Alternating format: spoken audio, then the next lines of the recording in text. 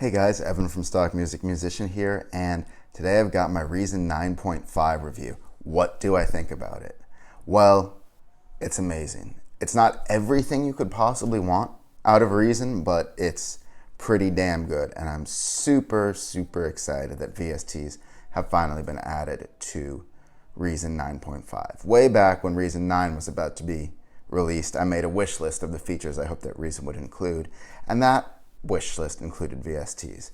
Now, VSTs aren't the end-all, the make-all.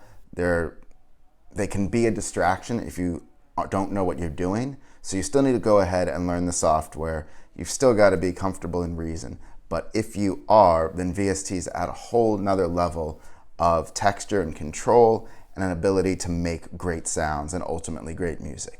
And so for that, I think Reason 9.5 is a gigantic step forward.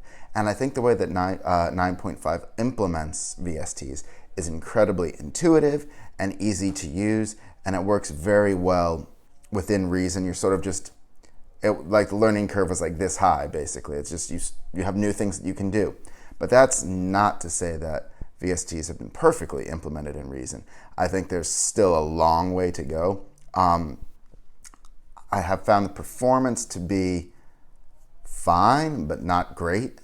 I think there's definitely some optimizing that needs to go on, and I'm not sure if that's on the VST makers side or if that's the Propellerheads that need to go ahead and optimize their software and their VSTs a little bit more for the Reason environment. I've also found some quirky things with closing windows, and there's certain features that I've had trouble getting to work. Machine notably is one. I've been having trouble figuring out how to get the notes out and sort of what to do with the competing sequencers and all of that. But that said, I mean, the integration is very good. It's usable. It's incredibly usable and intuitive. It needs to be refined. Propellerhead has said that they need to refine it. There's thousands and thousands of VSTs out there. I would personally rather have access to VSTs in Reason today and not have it be 100% as opposed to have it them wait till they have perfectly figured out VSTs before giving us those features. So I'm very happy with that. Now there's several issues that I always had with Reason 9, and I made a couple of videos about them there, up there and down there, what I think is sort of wrong. A lot of mostly nitpicky stuff, but hopefully as we start thinking about what Reason 10 might look like, these solutions will be in there along with a better version of VST implementation. But this review would be completely remiss if I wasn't to mention how there's automatic latency compensation, and that is absolutely a game changer. If Reason 9.5 was just that, it would have been enough for me, because when you get a lot of parallel buses going on and send effects, it becomes really tough to track down latency in the past. And so in conclusion, I would say that if you were always on the fence with Reason because there was no VST support, I think there's absolutely no reason to jump in now. It's a fantastic DAW and probably the best DAW for musicians.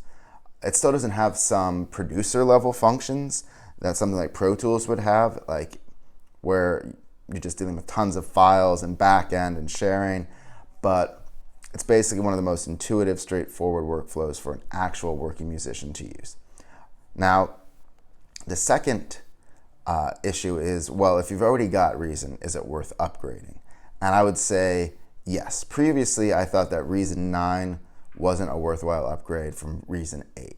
But now that we've seen the support of VSTs, basically the free VSTs that you could get, and I'm going to do a write-up about some of my favorite VST effects, but those free VST effects alone are probably worth the cost of upgrading to Reason 9 from Reason 8. So I think basically Propellerheads hit it out of the park for everyone. It doesn't mean that there isn't more work to do, but this is largely a very stable, very intuitive, easy to use step forward. And the craziest thing is that it doesn't feel necessarily like a step, like much happened.